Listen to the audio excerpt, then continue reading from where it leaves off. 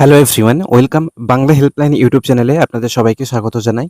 অন্নপূর্ণা যোজনার যে পরিবারের তথ্যের যে ফর্ম সেটা কিভাবে ফিল আপ করবেন অলরেডি আপনাদেরকে ভিডিওতে দেখিয়েছি। সেই ভিডিওটা আগে দেখুন, তারপরে এই ভিডিওটা দেখলে আপনাদের বুঝতে অনেকটা সুবিধা হবে।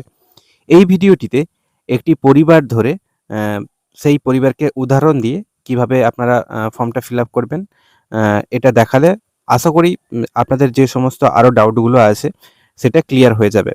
তো আমি এখানে একটা কাল্পনিক পরিবার ধরে নিয়েছি। প্রথমে এই পরিবারের প্রথম যিনি ব্যক্তি তিনি হচ্ছেন রঞ্জন মণ্ডল, যার বয়স হচ্ছে ৬৬। তারপরে ওনার স্ত্রী রয়েছেন তপতী মণ্ডল, যার বয়স হচ্ছে ৬২।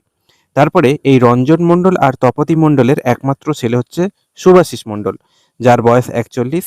এবং এই শুভাশিস মণ্ডলের ওয়াইফ হচ্ছেন অর্পিতা মণ্ডল, যার বয়স হচ্ছে ৩৬।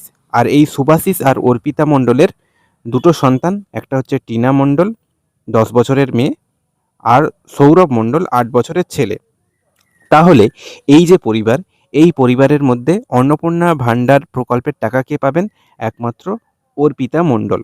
ঠিক আছে, এবার এই রকম যদি পরিবার হয় যেখানে পরিবারের সদস্য সংখ্যা ৬ জন, সেক্ষেত্রে আপনারা কিভাবে ফর্মটা ফিল আপ করবেন একটা উদাহরণ দেখিয়ে তাহলে আপনাদেরকে বুঝিয়ে দিই।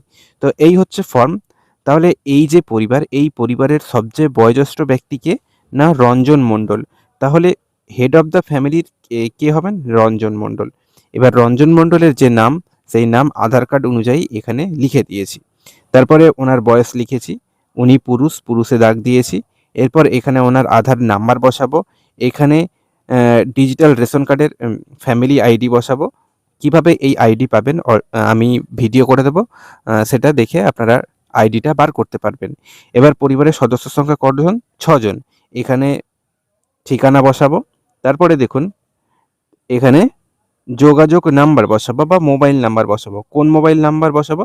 পরিবার প্রধান অর্থাৎ রঞ্জন মণ্ডলের আধার কার্ডের সঙ্গে যে মোবাইল নাম্বার লিঙ্ক আছে সেই মোবাইল নাম্বার এখানে বসাবো।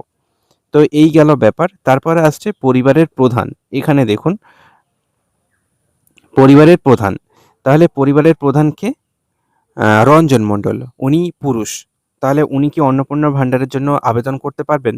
পারবেন না, তাই হ্যাঁতে আমি টিক দিইনি। তারপরে দেখুন সদস্য নাম্বার 1, সদস্য নাম্বার 1 কে হবেন? তারপরে রঞ্জন মণ্ডলের পরে কে আছেন? ওনার ওয়াইফ তপতী মণ্ডল, যার বয়স হচ্ছে ৬২ বছর। তাহলে উনিও কি আবেদন করতে পারবেন? আবেদন করতে পারবেন না, তাই হ্যাঁতে আমি দাগ দিইনি। এবার তপতী মণ্ডলের নাম, তপতী মণ্ডলের এজ, ডেট অফ বার্থ, তারপরে পরিবারের প্রধানের সম্পর্ক কি, ওয়াইফ, সেটা এখানে বসানো হয়েছে। ঠিক একইভাবে সদস্য নাম্বার 2 কে হবেন? শুভাশিস মণ্ডল। শুভাশিস মণ্ডলের ডেট অফ বার্থ, শুভাশিস মণ্ডলের সমস্ত ডিটেলস এখানে বসানো হয়েছে। তারপর শুভাশিস মণ্ডলের সঙ্গে পরিবারের প্রধানের সম্পর্ক কি, পরিবারের প্রধানের সঙ্গে শুভাশিস মণ্ডলের সম্পর্ক কি, ছেলে, তাই এখানে সন লেখা হয়েছে। এবার ইনিও অন্নপূর্ণা ভাণ্ডারের টাকা পাবেন না, তাই এখানে হ্যাঁতে দাগ দেওয়া হয়নি। তারপরে দেখুন সদস্য নম্বর 3 কে হবেন? অর্পিতা মণ্ডল। অর্পিতা মণ্ডলের ডেট অফ বার্থ, অর্পিতা মণ্ডলের সঙ্গে পরিবারের প্রধানের সঙ্গে অর্পিতা মণ্ডলের সম্পর্ক কি, বৌমা, ডটার ইন ল, সেটা বসানো হয়েছে। অর্পিতা মণ্ডলের সমস্ত ডিটেলস এখানে বসানো হয়েছে। অর্পিতা মণ্ডলের তারপরে অর্পিতা মণ্ডল যেহেতু অন্নপূর্ণা ভাণ্ডারের টাকা পাবেন, তাহলে এখানে কিন্তু হ্যাঁতে দাগ দেওয়া হয়েছে, যেহেতু উনি অন্নপূর্ণা ভাণ্ডারের টাকা পাবেন, কারণ ওনার বয়স হচ্ছে ৩৬ বছর। এরপরে আসছেন টিনা মণ্ডল, অর্পিতা মণ্ডল আর হচ্ছে শুভাশিস মণ্ডলের কন্যা সন্তান টিনা মণ্ডল, যার বয়স হচ্ছে ১০ বছর। তো এরপর টিনা মণ্ডলের সমস্ত ডিটেলস এখানে আছে, ডেট অফ বার্থ থেকে শুরু করে। পরিবারের প্রধানের সঙ্গে সম্পর্ক কি, গ্র্যান্ড ডটার, তাই এখানে বসানো হয়েছে গ্র্যান্ড ডটার। আধার নাম্বারটা আপনাকে এখানে বসিয়ে দিতে হবে। এই প্রত্যেকটা জায়গায় কিন্তু আধার নাম্বার মাস্ট বসাতে হবে। তারপরে অর্পিতা মণ্ডল অন্নপূর্ণা ভাণ্ডারের টাকা পাবেন না, যেহেতু বয়স হচ্ছে ১০, তাই এখানে হ্যাঁতে দাগ দেওয়া হয় না। তারপরে হচ্ছে সৌরভ মণ্ডলের ডেট অফ বার্থ আর সমস্ত ডিটেলস বসানো হয়েছে। পরিবারের প্রধানের সঙ্গে সম্পর্ক কি, গ্র্যান্ডসন এখানে হবে। তো তারপরে এখানে আধার নাম্বারটা বসিয়ে দিতে হবে।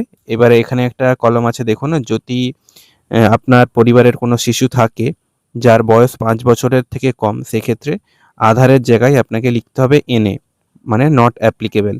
তাহলে যদি এরকম থাকে তাহলে আধারের যে জায়গা আছে পরিবারের তথ্যর যে এখানে ধরুন আধার নাম্বার, এখানে যদি কেউ 5 বছরের কম থাকতো তাহলে এখানে এনে লিখতে হতো। এবার সৌরমণ্ডলও অন্নপূর্ণার জন্য অ্যাপ্লিকেবল নয়, তাই এখানে হ্যাঁতে দাগ দেওয়া হয়নি।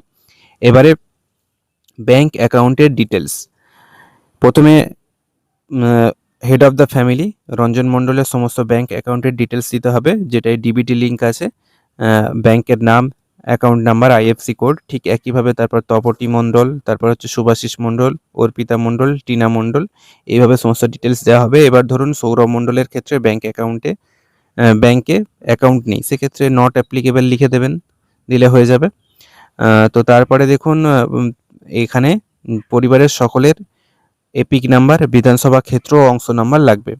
তাহলে একইভাবে প্রথমে হেড অফ দ্য ফ্যামিলি অর্থাৎ রঞ্জন মণ্ডলের লিখে দেবেন, তারপরে তপতি মণ্ডল, তারপরে শুভাশিস মণ্ডল, তারপরে হচ্ছে অর্পিতা মণ্ডলের ভোটার কার্ডের যে ডিটেলস, এপিক নাম্বার, তারপর হচ্ছে বিধানসভা ক্ষেত্র এবং অংশ নাম্বার লিখতে হবে।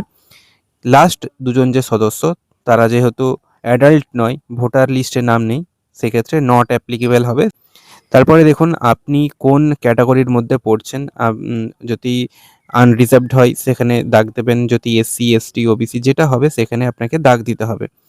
পরিবারে ডিজিটাল রেশন কার্ড আছে কিনা, হ্যাঁ কি না সেটা দাগ দেবেন। এখানে যেহেতু আমাদের বেশিরভাগ ক্ষেত্রেই ডিজিটাল কার্ড আছে তাই হ্যাঁতে দাগ দিয়েছি। এবার আপনার কার্ডের ধরন যেটা সেখানে আপনাকে দাগ দিতে হবে। তারপর হচ্ছে প্রতিদিন প্রতি মাসে মাসিক রেশন তুলছেন কিনা সেটাতে দাগ দেবেন, এখানে আমি হ্যাঁতে দাগ দিয়েছি।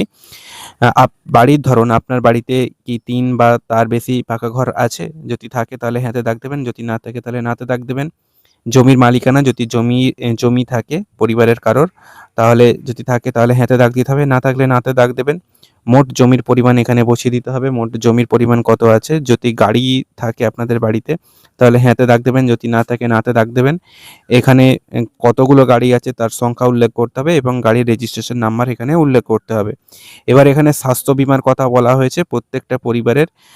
আমাদের পশ্চিমবঙ্গের ক্ষেত্রে বেশিরভাগই পরিবারের স্বাস্থ্যসাথী কার্ড আছে, তাই আমি প্রত্যেকটা ক্ষেত্রে সরকারি উল্লেখ করে দিয়েছি। এবার আপনাদের যদি কোনো বেসরকারি স্বাস্থ্য বিমা করা থাকে সেক্ষেত্রে আপনারা বেসরকারিতে দাগ দেবেন এবং সেক্ষেত্রে বিমার অঙ্ক এবং প্রিমিয়ামের বিবরণ আপনাদেরকে দিতে হবে। 4 আর 5 সদস্য অর্থাৎ টিনা আর সৌরভ, যেহেতু এরা অ্যাডাল্ট নয় তাই এদের প্যান কার্ড নাও থাকতে পারে, তাই আমি এখানে নট অ্যাপ্লিকেবল লিখেছি। তো তারপরে দেখুন কর্মসংস্থানের ধরন, কি কাজ করেন। প্রথমে পরিবারের প্রধান, যেহেতু বয়স্ক এবং উনি ধরুন কোনো কাজ করে না, তাই আমি এখানে বেকারে দাগ দিয়েছি। তারপরে যদি ওনার কোনো বিজনেস থাকে বা যদি কোনো আংশিক বা পার্ট টাইম যদি কাজ করে থাকেন তাহলে সেই অনুযায়ী আপনাকে দাগ দিতে হবে। আমি বেকার হিসাবে এখানে দাগ দিয়েছি সদস্য 1। সদস্য 1 হচ্ছে আপনার তপতি মণ্ডল। তপতি মণ্ডলও আমি এখানে বেকারে দাগ দিয়েছি, যেহেতু বয়স্ক। যদি কোনো কাজ করে থাকেন তাহলে সেই অনুযায়ী আপনাকে এখানে দাগ দিতে হবে। তারপরে দেখুন সদস্য 2 অর্থাৎ এখানে হচ্ছে শুভাশিস মণ্ডল। এবার শুভাশিস মণ্ডল তো অবশ্যই কাজ করে। এবার কোন জায়গায় কাজ করে, সরকারি ক্ষেত্রে কি বেসরকারি ক্ষেত্রে বা পার্ট টাইম বা কোনো বিজনেস আছে বা কোনো শিল্পী-টিল্পী যদি হয় বা পরিযায়ী শ্রমিক হয় বা অন্যান্য যদি কিছু হয় সেই অনুযায়ী আপনাকে এখানে দাগ দিতে হবে। সদস্য নম্বর 3 মানে হচ্ছে এখানে অর্পিতা মণ্ডল। অর্পিতা মণ্ডল এখানে যদি সরকারি চাকরি করে সেক্ষেত্রে কিন্তু অর্পিতা মণ্ডল অন্নপূর্ণা ভাণ্ডারের জন্য টাকা পাবেন না, পারবে সাধারণত হাউসওয়াইফ, তাই আমি এখানে বেকারে দাগ দিয়েছি। এবার 4-5 যেহেতু তারা শিশু, তাই এখানে আমি কিছু দাগ দিইনি, কারণ শিশুরা তো আর কাজ করে না। এরপরে দেখুন পরিবারের শিক্ষিত প্রাপ্তবয়স্কদের সংখ্যা কজন। মোট ধরুন 4 জন আপনাদের আছে প্রাপ্তবয়স্ক, 4 জনই হচ্ছে শিক্ষিত, তাই 4 জন আমি এখানে শিক্ষিতর ঘরে 4 জন লিখেছি আর অশিক্ষিতর ঘরে 0 লিখেছি। এবার পরিবারের প্রধান শিক্ষিত কিনা তার সর্বোচ্চ যে শিক্ষাগত যোগ্যতা আপনাকে লিখতে হবে, ঠিক একইভাবে সদস্য 1, সদস্য 2, সদস্য 3 লিখবেন। তারপরে 4-5 লেখার দরকার নেই, কারণ 4-5 হচ্ছে তারা শিশু, তাই শিশুদের ক্ষেত্রে এখানে লেখার দরকার নেই। এবারে এখানে সমস্ত ডিটেলসগুলো এই অনুযায়ী আপনাদেরকে ভরতে হবে। এগুলো একটু দেখে নেবেন। কেউ যদি সরকারি পেনশনভোগী থাকেন সেক্ষেত্রে হ্যাঁ বা নাতে দাগ দিতে হবে। এইভাবে এগুলো আপনাদেরকে দেখে নিতে হবে। এরপরে দেখুন থেকে যে সিএএতে আবেদন করেছেন কিনা। সিএএ বলতে সিটিজেনশিপ অ্যামেন্ডমেন্ট অ্যাক্ট, যারা আমাদের দেশের নাগরিক নয় অন্য দেশ থেকে এসেছে এবং নাগরিকত্বের জন্য সিএএ সিটিজেনশিপ অ্যামেন্ডমেন্ট অ্যাক্টে আবেদন করেছেন নাগরিকত্বের জন্য, তারা এই বিষয়টিতে পড়ছে। যদি এরকম কেউ থাকেন, তাহলে যদি আবেদন করে থাকেন, তাহলে আবেদন করা হয়েছে, আবেদন নাম্বার এখানে লিখতে হবে। আর যদি সার্টিফিকেট পেয়ে যান, তাহলে সার্টিফিকেটের নাম্বার দিতে হবে। এবার অন্যান্য যে Kisan credit card, student credit card, শিল্পী ক্রেডিট কার্ড যদি থাকে, তার ডিটেলসগুলো আপনাকে ভরতে হবে প্রত্যেকটা সদস্য অনুযায়ী। তারপরে এখানে দেখুন এই যে এই ব্যাপারটা দেখুন, ট্রাইব্যুনালে এসআইআর এর পর ভোটার লিস্টে যদি নাম ডিলিট হয়ে যায়, তাহলে ট্রাইব্যুনালে যদি অ্যাপিল করে থাকেন, তাহলে অ্যাপিল করা হয়েছে, তাহলে হ্যাঁতে দাগ দেবেন। মামলার বিবরণে অ্যাপিল আইডিটা লিখে দেবেন। আর যদি অ্যাপিল না করেন, তাহলে নাতে দাগ দিতে হবে। যদি অ্যাপিল না করেন, সেক্ষেত্রে কিন্তু অন্নপূর্ণা ভাণ্ডারের টাকা পাবেন না। আর যাদের নাম বাদ যায়নি এসআইআর এর পরে, তারা এই যে প্রযোজ্য নয় এখানে দাগ দেবেন।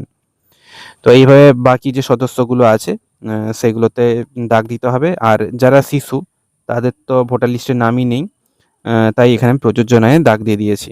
তারপরে শিশু সদস্যদের ডিটেলস দিতে হবে। প্রথমে দেখুন, আমি একটা দেখিয়ে দিচ্ছি যে টিনা মণ্ডল, ইনি হচ্ছে প্রথম শিশু। টিনা মণ্ডল ক্লাস 3-তে পড়ে। এরপর বিদ্যালয়ের নাম দেবেন। এবার কোন বিদ্যালয়ে পড়াশোনা করে, আমি এখানে সরকারিতে দাগ দিয়েছি। যদি বেসরকারি বিদ্যালয়ে পড়ে, সেক্ষেত্রে বেসরকারি বিদ্যালয়ে দাগ দিতে হবে। যদি স্বীকৃত মাদ্রাসা বা অন্যান্য মাদ্রাসা বা অন্যান্য যে ডিটেলসে হয়, সেটা আপনাকে এখানে দিতে হবে। এই একইভাবে শিশু সদস্য 2, মানে এখানে সৌরভের ডিটেলস দিতে হবে। তো এইভাবে আপনাকে দিতে হবে। তারপরে দেখুন, এখানে দেখুন শিশু 1, মানে হচ্ছে টিনার কথা বলা হচ্ছে, টিকাকরণ হয়েছে কিনা। ম্যাক্সিমাম ক্ষেত্রে টিকা দেওয়া হয়, তাই আমি হ্যাঁতে দাগ দিয়েছি। শিশু 2ও টিকাকরণে হ্যাঁ দিয়েছি। তার পরবর্তী ক্ষেত্রে দেখুন, কেউ যদি কোনো আগে থেকে সরকারি প্রকল্পের টাকা পেয়ে থাকেন ডিবিটির মাধ্যমে, তো সেটা উল্লেখ করতে হবে। এখানে পরিবারের প্রধান যদি পেয়ে থাকেন, হ্যাঁতে দাগ দেবেন। যদি না পান, তাহলে নাতে দাগ দেবেন। যদি পেয়ে থাকেন, কোন প্রকল্পের সুবিধা পাচ্ছেন, এই ঘরে লিখতে হবে। এই যে এই ঘরগুলোতে লিখতে হবে। যদি প্রত্যাহার করতে চান, মানে এই প্রকল্পের টাকা না নিতে চান, তাহলে হ্যাঁতে দাগ দেবেন। একইভাবে অন্যান্য সদস্যগুলো এইভাবে আপনাকে ফিল আপ করতে হবে। ফিল আপ করার পর এখানে সই করে দেবেন। এখানে সই করার পর এবার ফর্মটা ফিল আপ হয়ে যাবে।